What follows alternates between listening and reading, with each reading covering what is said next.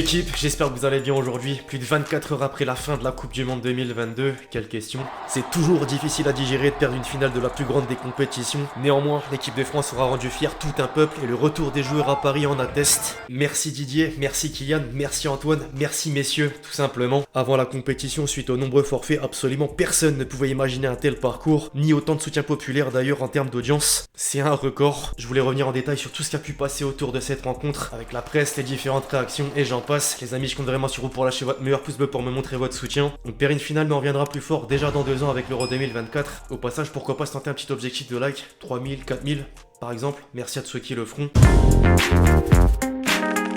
Au lendemain d'un tel dénouement, c'est forcément difficile d'accepter car l'équipe de France était si proche de l'exploit. Pour faire parler la presse française, la révolte éclair menée par Mbappé n'a malheureusement pas suffi. Les Bleus sont revenus 2 fois au score jusqu'à la fameuse séance de tir au but et c'est cruel. Néanmoins, il y a de quoi sortir la tête haute et être fier du parcours effectué avec un groupe très remanié. Malgré la défaite, cette finale de légende restera à jamais gravée dans l'histoire du football. Dans l'Hexagone, il n'y a pas que de la tristesse et c'est beau. Par contre, en Argentine, il n'y a absolument que du bonheur. L'Albiceleste est désormais triple championne du monde et un homme se démarque logiquement de une en une. Messi remporte enfin le dernier trophée manquant à sa carrière, c'est la gloire éternelle. Les médias argentins ne pouvaient que dire merci à l'image du peuple présent en nombre dans les différentes villes du pays pour fêter la victoire. Alors c'est une victoire pour l'Argentine mais aussi pour l'Amérique du Sud. Chez les voisins du continent, le sentiment de joie est partagé, comme au Brésil, en Uruguay, au Chili, en Colombie, au Costa Rica, en Équateur, au Panama ou encore au Pérou. En Europe, toutes les attentions se tournaient également dans le même sens. D'abord du côté de l'Angleterre où les différents tabloïds ont utilisé des termes toujours plus forts pour décrire le scénario de la finale et surtout le sacre de Messi. Le mondial 2022 met un terme au débat autour du meilleur joueur de tous les temps. C'était sa destinée. Messi suit les traces de Maradona en 1986 et d'ailleurs le Sun fait référence à la main de Dieu en titre. Idem en Italie avec la Gazzetta dello Sport qui évoque plutôt le pied de Dieu. A noter que dans les pages intérieures, le journal au papier rose a accordé la note de 10 pour Messi et pour Mbappé. Le commentaire réservé aux Français mérite une lecture. Je cite: le futur appartient à Kylian, c'est un attaquant unique, il va créer un genre, ils ont dit. Sur certains aspects, c'est un attaquant que l'on n'a jamais vu dans l'histoire du football, il n'y a pas de comparaison. En parallèle, au rayon des statistiques, je rappelle que le Kicks termine meilleur buteur de la compétition avec 8 buts dont un triplé en finale. La Pulga de son côté gagne encore un peu plus un palmarès déjà hors norme. Le monde entier s'en souviendra, l'un peut encore écrire l'histoire, l'autre l'a déjà écrit et approche de la fin. Pour continuer notre tour des nations européennes et montrer à quel point la presse mondiale était unanimement focalisée sur l'événement, outre l'Italie, Messi et l'Argentine apparaissent sur toutes les couvertures. C'est le cas en Allemagne, en Espagne avec les quotidiens madrilènes et catalans, chez nos voisins belges, nos voisins suisses, au Portugal, en Pologne, aux Pays-Bas, en Norvège, au Danemark, en Autriche, en Suède ou encore en République tchèque. Enfin, quoi de mieux que de finir par le pays organisateur au Qatar. Je voulais vraiment mettre en avant la première page du Golf Times pour immortaliser un tournoi sportivement plus que réussi. Tout le monde va me rejoindre là-dessus, j'imagine. La Coupe du Monde 2022 aura vraiment offert du spectacle, du début à la fin, et franchement un grand bravo. En dehors du sportif, après, il y a beaucoup de choses à pointer du doigt, c'est sûr.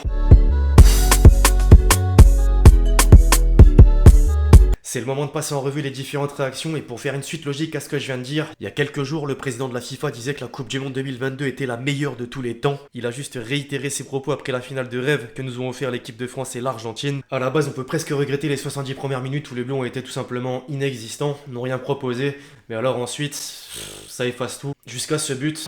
Al conjunto francés envío largo, ojo que pasó, gol de Francia. Si seulement c'était pas un montage, bordel. Kolo Muani, à la dernière minute des prolongations, Randall avait la balle du sacre à ses pieds. Malheureusement, Emiliano Martinez l'arrête. La suite, on la connaît. Alors j'ai accepté la défaite, encore bravo aux Argentins d'ailleurs. Mais les amis, qu'avez-vous pensé de l'arbitrage ? Vraie question. Notre sélectionneur est justement passé par la question en conférence de presse d'après-match. Et il y a matière à discuter. Sans chercher d'excuses, puissance somme, il y a une situation très litigieuse à mes yeux. Le penalty accordé à Di Maria, il a énormément fait réagir sur les réseaux et pas que des Français. Piers Morgan, le fameux intervieweur de Ronaldo avant la Coupe du Monde. Loïc Tanzi de l'équipe, un ancien de l'équipe de France. Pat Evra qui n'avait pas peur de l'Argentine mais plutôt de l'arbitre. Et Boumé, le youtubeur en fin de rencontre. Merci l'arbitrage, merci la FIFA, vous avez réussi à le lui donner. Fuck Messi, fuck son titre de GOAT, fuck tous les Français qui le sucent. Plus sérieusement, pour moi, il y a un vrai débat. On se souviendra de Marcignac, notamment dans les colonnes de l'équipe. Pour reprendre le commentaire accordé à l'arbitre de la rencontre, il n'a pas été à la hauteur des circonstances, du moins de sa mission. La Coupe du Monde est maintenant close et il y aura un après. D'abord pour Deschamps à la tête de l'équipe de France. Notre sélectionneur n'a pas souhaité répondre sur le coup. D'ailleurs, il n'aurait pas donné réponse même si on avait gagné. Il attend le début d'année et plus particulièrement le mois de janvier pour donner une réponse réponse à son président. Par contre, une chose est sûre, il n'y aura plus de Karim Benzema en équipe de France, du moins sous Deschamps. Au lendemain de la défaite, le jour de son anniversaire, le 9 a réalisé un post pour annoncer sa retraite internationale. Il y aura sans doute des choses à dire dans les prochains jours par rapport à ce qu'il s'est réellement passé en interne. En attendant, Messi, de son côté, savoure pleinement et ne prendra pas sa retraite internationale de sitôt. En revanche, l'avenir en club reste encore incertain. Les Parisiens veulent sûrement une réponse. Comme pour Mbappé, Nasser Al-Khelaifi s'est confié sur beIN Sport, mais ça reste encore un peu flou. Je veux pas dire n'importe quoi pour Léo, on avait un accord pour parler après la Coupe du Monde. Pour le français, ça attendra sans doute l'été prochain, à 1 an de la fin de son contrat. Sur le moment, le boss du club de la capitale avait surtout de la peine pour Kylian. D'ailleurs, si c'était lui, il aurait donné 2 coupes, une pour Kylian, une pour Léo. Malheureusement, faut un vainqueur, les pénaltys ont tranché. Heureusement, le Kicks ne va que, entre guillemets, sur ses 24 ans. Il reviendra, et ils reviendront. Je parle évidemment de la nouvelle génération. Vous savez quoi, juste pour le plaisir, j'ai envie qu'on se refasse le deuxième but de Mbappé qui a redonné espoir à tout un peuple. Vu du stade avec Grégoire Margoton aux commentaires. Tête de Kylian Mbappé. Allez, Kylian.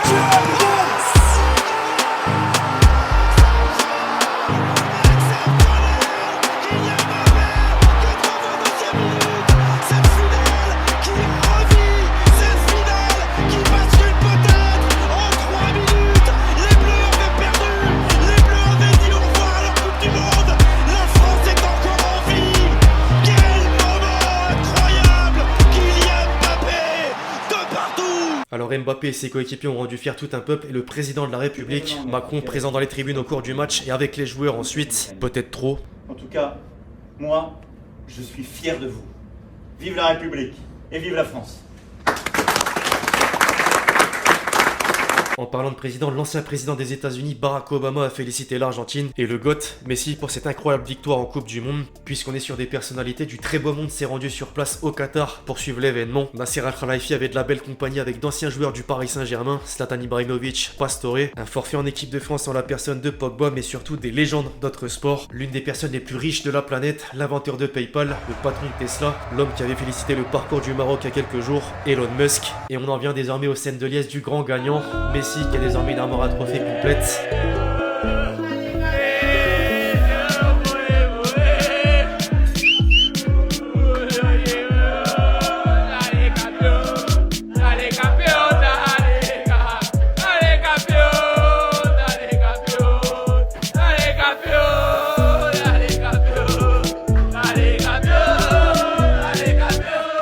Alors Messi est heureux, les joueurs sont heureux, mais que dire de l'Argentine? C'était l'explosion de joie de partout, dans les rues à Buenos Aires, le commentateur argentin célèbre, enfin bref.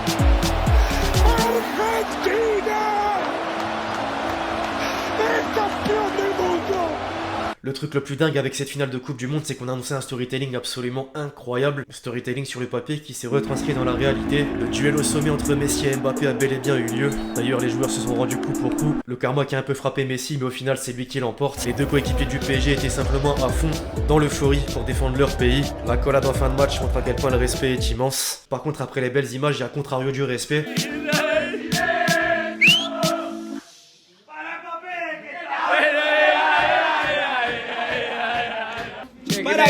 Para Camavinga.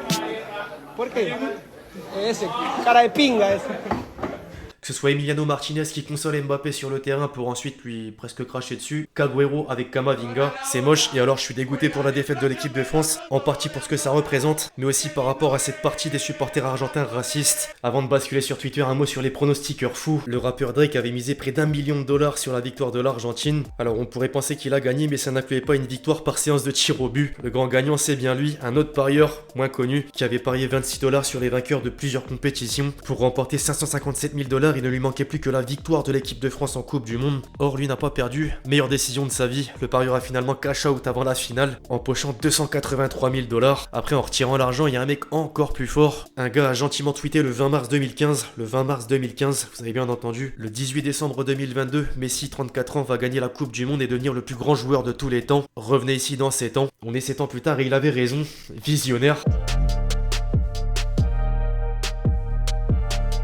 Histoire de terminer en beauté les amis, comme toujours on fait un petit tour sur le réseau à l'oiseau bleu. La première mi-temps de la France, l'équipe de France des youtubeurs. C'est aussi à ça que la Coupe du Monde s'est décidée pour Mbappé. Le fiac de Varane hors jeu et à peine modifié. Pendant ce temps, dans le quart de la VAR, Higuaín Agüero. Mbappé à la 80e minute. La concentration, classique. Liberté, égalité, Kylian Mbappé. Réel, vraiment respectez-le. Avec le recul, le deuxième but du kick, c'est sans doute top 5 de mes émotions foot. C'est dommage que ça tombe le jour d'un top 5 déception. Et ouais, Peter Crouch en personne qui compare sa reprise de volée en 2006 à la reprise de volée d'Mbappé en 2022. Incroyable de la part d'Mbappé, mais moi aussi j'ai fait cette merde. Macron qui gave Mbappé après le match. Le mec à peine relou en boîte. Oui, j'entends bien que t'es déçu, Kiki, mais t'as quel âge? 23. Les capotes sont gratuites. Tu pourras tirer un coup, ça va te changer les idées. En lien avec l'actualité. Les 80 premières minutes, le face-à-face de Kolo Muani, la séance de tir au but, les célébrations des Argentins. Ah, j'ai mal dormi la nuit de dimanche à lundi. L'adulte que je suis revit le traumatisme de moi enfant en 2006. Je suis abattu. Encore une fois, je reprends le terme réel. Et un dernier pour la route, effondré. La frappe arrêtée de Kolo Muani qui rentre au panthéon des pires souvenirs du football français.